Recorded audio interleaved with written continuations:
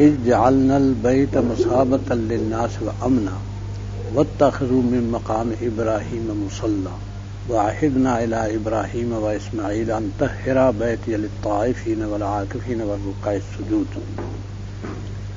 اور جب ہم نے بیت اللہ کو بنایا لوگوں کے رجوع کا مرکز کہ سب لوگ ادھر کو رجوع کریں، بیت اللہ کو ایسا بنا دیا کہ روئے زمین کے خطے میں کوئی اور گھر ایسا نہیں جس کی طرف لوگ رجوع کریں.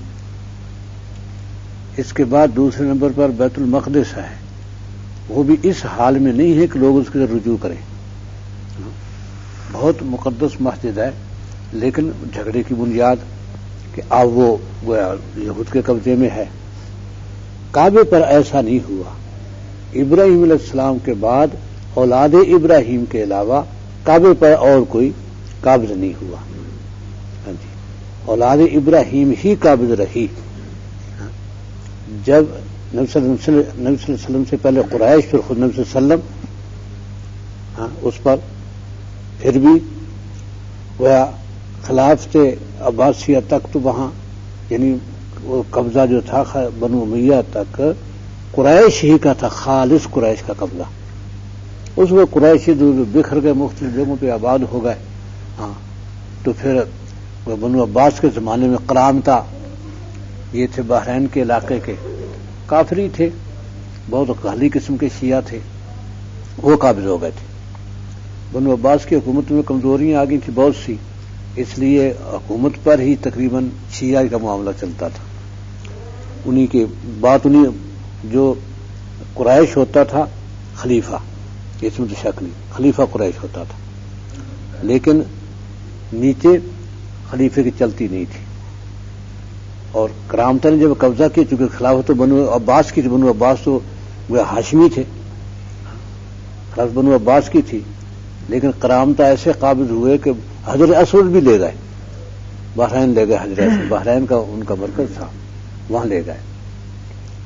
اور تقریباً 40 سال کعبہ بغیر حجر اسود کے رہا. یہ حاجیات تو لوٹ لیتے، حاجیوں کو لوٹ لیتے، تو حج موقوف ہو گیا. تو پھر اس وقت محمود غزنوی کا زمانہ تھا، تو محمود غزنوی کو لکھا لوگوں نے، وہاں کے علماء نے، یہ کہ اس طرح حج موقوف ہے اور ڈاکو مسلط ہے، جو آتا ہے لوٹ لیتے ہیں، حج کے لیے کوئی نہیں آتا. پھر محمود غزنوی نے اپنے بیٹے مسعود کو بھیجا، اس نے پھر کرامتہ کا خاتمہ کیا. یعنی خلافت میں اتنی طاقت نہیں تھی کہ کرامتہ کی طاقت توڑ دے. وہ پھر حجر اسود بصرے کی مسجد میں رکھ کر ٹوٹا ہوا 3 ٹکڑوں میں، اسے پھر چاندی کے فریم میں بند کروایا، وہی چاندی کے فریم میں بند کیا ہوا اب ہے وہاں. پھر دوبارہ وہ کعبے میں اس کو نصب کیا. تو یہ ایک بہت سا وقت ایسا آیا تھا کعبے پر، لیکن اس وقت بھی بالکل خالی نہیں تھا. یمن کے لوگ حج کرتے تھے، کیونکہ کرامتہ یمن کی طرف نہیں تھے. یمن کے لوگ حج کو آتے تھے، تو ادھر سے جو لوگ جاتے دوسرے، ان کو یہ لوٹ لیتے تھے، ادھر ان کا قبضہ تھا. جی، تو اس لیے کعبہ ہمیشہ وہ آل ابراہیم کے قبضے میں رہا. اور جزیرۃ العرب میں وہ آل ابراہیم ہی غالب تھے. یمن میں بھی بنو ربیہ تھے، بنو ربیہ بھی آل ابراہیم تھے. آل ابراہیم کی 2 بڑی شاخیں تھیں، بنو مضر اور بنو ربیہ. بنو مضر تو قریش بنو مضر تھے، نبی صلی اللہ علیہ وسلم بھی بنو مضر میں سے تھے. تو یہ تو نجد اور تہامہ یہ 2 علاقے کہلاتے تھے. نجد مشرقی علاقے کو نجد کہتے تھے، مغربی علاقے کو تہامہ کہتے تھے. مدینہ اور مکہ جو تہامہ میں ہے یہ. ہاں جی، اور اس کو حجاز بھی کہتے تھے. تہامہ اور نجد دونوں کو حجاز کا مطلب یہ ہے جسے ہم جزیرہ کہتے ہیں گویا. ہاں جی، کہ چاروں طرف سے گھرا ہوا سمندروں میں، تو 3 طرف سے. چوتھا طرف ملک شام تھا، وہ خشکی کا علاقہ تھا. باقی 3 طرف خلیج فارس ہے، ادھر سے بحر ہند، بحر عرب، اور ادھر سے بحر قلزم، 3 طرفوں میں گھرا ہوا. یہ طرف خالی تھی. یہ خلیج فارس ہے، یہ بحر عرب جا رہا ہے، اس سے بحر قلزم نکلا اور آگے تک چلا گیا. یہ طرف خالی تھی، آگے ملک شام تھا. یہ ہے. تو اس لیے بنو ابراہیم بنو ربیہ تھے، بنو مضر تھے. اور یمن میں دوسرے تھے بنو قحطان. تو یہ انصار جو تھے مدینے کے اوس اور خزرج یہ بنو قحطان میں سے تھے، یہ بنو اسماعیل میں سے نہیں تھے، یہ بنو قحطان میں تھے. یہ بنو قحطان جو تھے یہ پیچھے سے چلے آتے تھے قوم عاد و سمود میں سے، انہی کی براہ راست اولاد چلے آتے تھے. پہلے ان کو قوم سبا بھی کہتے تھے، قوم سبا کے بعد پھر یہ ہمیر بھی کہلائے، بنو ہمیر، اور پھر سبا کہلائے، قوم سبا یہی تھے. قوم سبا کے بعد پھر بنو قحطان کہلائے. تو نبی صلی اللہ علیہ وسلم کے وقت یہ بنو قحطان تھے. حضرت ابو موسیٰ اشعری اور گویا وہ اپنا جریر باجلی یہ انہی قبیلوں کے تھے، قحطان کے. جریر بن عبداللہ باجلی، بجیلہ ان کا قبیلہ تھا، وہ بھی یمن کا تھا. ابو موسیٰ اشعری بھی یمن کے تھے. تو یہ بنو قحطان میں سے تھے. تو اس لیے کعبے پر قابض بنو اسماعیل ہی رہے، اور مرکز آج تک رجوع کا مرکز یہی ہے. بیت المقدس بنو اسرائیل کا کعبہ تھا، یہ بنو اسماعیل تھے، اور اسرائیل حضرت یعقوب کے بیٹے تھے. حضرت یعقوب کا نام تھا، یعنی حضرت ابراہیم علیہ السلام کے پوتے، اسحاق کے بیٹے تھے یعقوب. یعقوب کا نام اسرائیل تھا.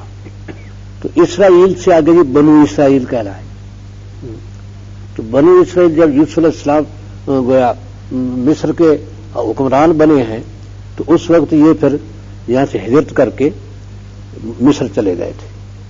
یوسف علیہ السلام نے بلا لیا تھا. تو جب قحط پڑا تو یوسف علیہ السلام نے بلایا مصر، تو مصر ہی میں پھر یہ رہے. تو وہ مصر کا بادشاہ جو یوسف علیہ السلام کے وقت میں تھا وہ تو ایمان لیا تھا یوسف علیہ السلام پر، اس لیے حکومت یوسف علیہ السلام ہی کی تھی. ویسے بادشاہ اپنے خاندانی طور پر برائے نام اس کا اعزاز تھا بادشاہ ہونے کا، لیکن قانون اصل یوسف علیہ السلام کا چلتا تھا. تو پھر یہاں بڑی عزت تھی بنو اسرائیل کی. آگے چلتے چلتے بادشاہ کی اولاد بھی بگڑ گئی، کیونکہ قانونی حکمران تو وہی تھے اصل میں وراثتاً. تو وہ پھر فرعونہ بن گئے آگے. فرعون کہنے لگے، اب فرعونہ کب سے ان کا نام پڑا تھا؟ ان کی زبان میں فرعون بادشاہ کے معنی میں تھا. کیا یوسف علیہ السلام کے جو بادشاہ تھا وہ اس کا لقب بھی فرعون تھا؟ اللہ بہتر جانے. تو وہ زبانیں بدلتی رہتی ہیں، تبدیل ہوتی رہتی ہیں. بل موسیٰ علیہ السلام کے وقت میں جو بادشاہ تھا وہ فرعون تھا. تو اس وقت وہاں مصر میں بادشاہ کو فرعون کہا جاتا تھا. ہاں جی. تو اس کے بعد وہ بنی اسرائیل پر ظلم شروع ہو گیا. ظلم کب سے شروع ہوا یہ اللہ بہتر جانتا ہے کہ اس سے پہلے کب کتنے عرصے سے کتنی نسلوں سے ظلم ان پر چل رہا تھا. کیونکہ موسیٰ علیہ السلام کے وقت میں جو بادشاہ تھا اس سے پہلے بادشاہ جو تھا وہ بھی بنی اسرائیل پر ظلم کرتا تھا. یہ بادشاہ جو تھا یہ ذرا جوان سال تھا اور نئی نئی حکومت اس کو ملی تھی، اولاد اس کے ہاں تھی نہیں. اسی بنا پر اس نے موسیٰ علیہ السلام کو پالا کہ موسیٰ علیہ السلام حسین بہت تھے، بہت حسین تھے، اور جو دیکھتا تھا بس اس پہ گرویدہ ہو جاتا تھا کہ میں ہی اس کو چوموں. القیت علیک محبۃ منی، اللہ نے موسیٰ علیہ السلام سے کہا القیت علیک محبۃ منی، میں نے اپنی محبت تیرے چہرے میں بھر دی تھی. اب کون نہ فریفتہ ہو جائے گا دیکھ کے. اور وَلِتُصْنَعَ عَلَىٰ عَيْنِي، تاکہ تیری تربیت میری نگرانی میں ہو. اب اس کو کون قتل کر سکتا ہے؟ اور وَاصْطَنَعْتُكَ نَفْسِي، اپنی ذات کے لیے میں نے تجھے بنایا تھا موسیٰ.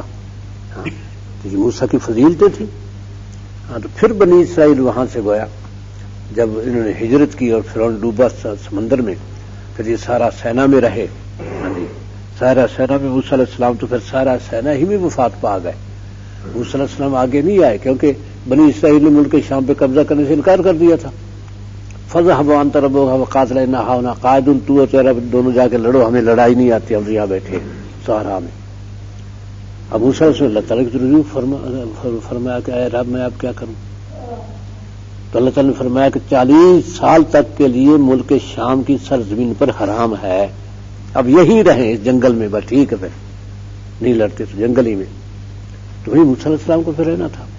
یہی وفات ہوگی موسیٰ علیہ السلام کی، جو اسی صحرا میں یہی ہارون علیہ السلام کی وفات ہو گئی. حضرت موسیٰ علیہ السلام کے جانشین تھے یوشع بن نون، جو پھر 40 سال گزرنے کے بعد لشکر تیار کیا انہوں نے. اب یہ وہ لشکر تھا جس کی پیدائش صحرائی میں ہوئی، کیونکہ جب اللہ تعالیٰ نے فرمایا کہ 40 سال تک زمین تم پر حرام ہو گئی، تو اس دن جو پیدا ہوا تھا وہ آج 40 سال کا ہو چکا ہے. تو گیا آپ جو نسل تھی یہ ساری وہ تھی یہیں پیدا ہوئی. جو فرعون سے ادھر سے ہجرت کر کے آئے تھے وہ تقریباً ان کی اکثریت فوت ہو چکی تھی، مر چکے تھے، اور جو تھے بھی وہ کم از کم بھی ان سے چھوٹا بھی 50 سال کا تو ہوگا جو ادھر سے آئے بالغ، جو اصل غلامی جن پر مسلط تھی. ان سے جو چھوٹا باقی رہ گیا ہوگا وہ بھی 50-60 سال کا ہوگا. تو لڑنے والے اب یہ تھے جوان جو صحرا میں پیدا ہوئے آزاد، ان پر غلامی کے اثرات نہیں تھے، اس لیے یہ لڑے بھی پھر اور ملک شام فتح کیا. لیکن وہ آتے نہ گئی، پچھلی غلامی کی کچھ نہ کچھ اثرات رہے کہ پھر نہ شکریہ کی اللہ تعالیٰ کی. تو انہوں نے پھر حضرت سلیمان علیہ السلام کے وقت میں پھر بیت المقدس کی تعمیر ہوئی. حضرت سلیمان نے تعمیر کروایا بیت المقدس کو، تو اللہ تعالیٰ کے حکم سے، اور جنوں نے اس کی تعمیر کی تھی. اب فرق ہے نا کہ کعبے کی تعمیر تو ابراہیم علیہ السلام اسماعیل دونوں نبیوں نے کی اپنے ہاتھ سے، اور سلیمان علیہ السلام کے لشکروں میں جن بھی تھے، وہ جنوں سے کروائی سلیمان نے اس کی تعمیر. تو اس لیے دونوں میں یہ فرق بھی ہے بنیادی کہ جو برکات اس میں ہیں وہ وہاں نہیں ہیں. اس لیے آپ نے فرمایا کہ جو ایک نماز پڑھے مسجد حرام میں تو اس کا اجر ہے 1,00,000 نماز کا. اور جو میری مسجد مدینے میں وہ آپ نے خود بنائی، آپ بھی شریک تھے مسجد بنانے میں باقاعدہ. تو یعنی یہ نہیں کہ نگرانی کر رہے تھے، نہیں، اینٹیں اٹھا کے لاتے تھے آپ، اینٹیں رکھتے تھے، باقاعدہ تعمیر میں شریک تھے آپ. تو فرمایا کہ میری مسجد میں جو نماز پڑھے گا تو ایک نماز کا اجر 50,000 نمازوں کا ہے. بیت المقدس میں جو پڑھے گا اس کا اجر بھی 50,000 نماز کا ہے، یعنی کعبے سے آدھا اجر. تو اس لیے یہ کعبہ رجوع کا سبب بنا کہ وہاں اجر بہت ہے. ایک حج، الحج المبرور لیس له الجزاء الا الجنہ، مبرور کے معنی جس میں کوئی خلاف ورزی نہ ہونے پائے، نیت بڑی صاف ہو، اور صاف نیت کے ساتھ اس میں کوئی ایسی بات نہ ہونے پائے جو اللہ اور اللہ کے رسول کی پسند کے خلاف ہو، ایسی کوئی بات نہ ہونے پائے، وہ حج مبرور ہے. اتنی خالص نیت سے کرنا. فرمایا کہ الحج المبرور لیس له الجزاء الا الجنہ، اس کی جزا فرمایا جنت ہے. بس جس نے حج مبرور کر لیا تو جنت تو الاٹ ہو گئی اس کے لیے. اب یہ ہے کہ اگلی زندگی کو بچائے، کہیں ایسا نہ کہ جو الاٹمنٹ منسوخ ہی نہ ہو جائے کہ الاٹمنٹ منسوخ کر بیٹھے. جنت تو الاٹ ہو گئی تھی، پھر ایسے کرتوت کیے کہ وہ جنت وہ کیا اس کی الاٹمنٹ ہی منسوخ ہو گئی. تو وہ پھر اپنے کرتوتوں کی بات ہے. لیکن حج کرنے کے بعد وہ جنتی ہو گیا. ہاں جی، بشرطے کہ حج مبرور ہو، یعنی کوئی خلاف ورزی نہ ہونے پائے، آداب کے کوئی خود غرضی نہ آنے پائے. اصل تو بات ہے نیت صاف رہے، کیونکہ نیت کی صفائی جو ہے نا یہی سب سے مشکل ہے. شیطان کا حملہ اعمال پر اتنا نہیں ہوتا، شیطان کا حملہ براہ راست نیت پر ہوتا ہے. خبیث کا نیت خراب ہوئی، عمل گیا. اس لیے وہ دل پہ اثر کرتا ہے کہ ان کی نیت ہٹاؤں تو کام بن جائے گا. تو اس لیے جو رجوع کا سبب بنا، تو جو کعبے کی زیارت کے لیے جائے گا ظاہر سیر کا شوق نہیں ہے، کیونکہ کعبے میں کوئی ایسی سیر و سیاحت کے ایسے کوئی مناظر نہیں ہے کہ بھئی بڑی جگہ ہے. جی ملک شام میں تو ہے، جیسے مری ہے، لوگ سیر کے لیے جاتے ہیں بڑے شوق سے، اور قافلے جاتے ہیں سیر سپاٹے کے لیے. اور اسی طرح ملک شام بھی سیر سپاٹے کے لیے بڑی شاداب جگہ ہے. تو اللہ تعالیٰ نے مکے کو بنایا اپنا گھر اجاڑ جگہ میں، جہاں دلچسپی کی چیز کوئی ہے ہی نہیں. ہاں جی، یہ چیز دیکھنی ہے جی، یہ مناظر دیکھنے کو، مناظر ہے ہی نہیں وہاں. ہاں، جو جائے گا ظاہر ہے کہ وہ کعبے کی زیارت کے لیے جائے گا. اور کعبہ کوئی ایسی عبارت نہیں ہے کہ بڑی عالی شان کے جس کو دیکھ کے بھائی ایوان صدر بھی ایسا تو نہیں ہے، امریکہ کے صدر کا محل بھی ایسا نہیں ہوگا، ایسا نہیں ہے کہ جو قابل دید ہو. سادہ سا گھر، 4 دیواری، اوپر غلاف چڑھا ہوا ہے، کوئی رنگ روغن نہیں، کوئی کچھ نہیں. بس اس کی زیارت کے لیے کہاں کہاں سے کھنچ کے لوگ آتے ہیں کہ بھئی 40 لاکھ کا مجمع، اندازہ کریں. اور عام حالات میں 1 لاکھ سے کم کبھی مجمع نہیں ہوتا. 1 لاکھ تو مجمع رہتا ہی ہے 12 مہینے، ہر وقت لوگ آ رہے ہیں، ہر وقت، کیونکہ عمرے کے لیے. حاجت سے ذوالحجہ میں ہوتا ہے، نامی ذوالحجہ کو مخصوص ہے تاریخ، بس حج اس تاریخ کو، اگر نامی ذوالحجہ کو. اور اصل حج نام ہے وقوف عرفہ کا. ہاں، جو وقوف عرفہ میں شامل ہو گیا حج اس کا ہو گیا. ہاں جی، اس کے بعد دوسرا رکن رہ جاتا ہے طواف زیارت، یعنی کہ وقوف عرفہ کر کے اب کعبے کی زیارت کرنی ہے. ہاں جی، یہ طواف زیارت، یہ فرض ہے. ہاں جی، اور حج ہو گیا. اتنی اس کے لیے لوگ کہاں کہاں سے چلتے ہیں، کہاں پہنچتے ہیں. عمرے کے لیے وقوف عرفہ نہیں ہے، اور نہ منا میں آنا ہے، نہ مزدلفہ میں جانا ہے. ہاں جی، وہ جگہ بھی حج میں ہے لیکن وہ فرائض میں نہیں ہے. منا میں آنا یا مزدلفہ وجوب میں ہے. ہاں، مزدلفہ میں بھی جو 10ویں کی رات ہے وہ مزدلفہ میں گزرتی ہے. ہاں جی، اور آگے 10ویں کا دن جو ہے وہ منا میں گزرتا ہے. ہاں جی، تو منا میں پھر سب جمع ہوتے ہیں. لیکن عمرے میں صرف کچھ نہیں، کعبے کا طواف کرنا ہے اور صفا مروہ کے درمیان سعی کرنی ہے، دوڑنا ہے، بس 2 ہی ہیں. اس کے بعد سر منڈا دینا ہے، ختم. تو اس لیے صرف اتنی بات کے لیے کہ کعبے کا طواف کرنا، سر منڈانا ہے، پورا سال لوگوں کی قطار.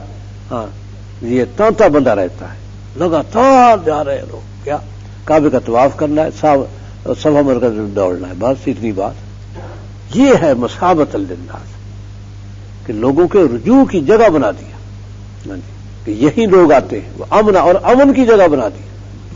کبھی مکے میں آج تک فساد نہیں ہوا، لیکن جس سال حضرت مہدی آئیں گے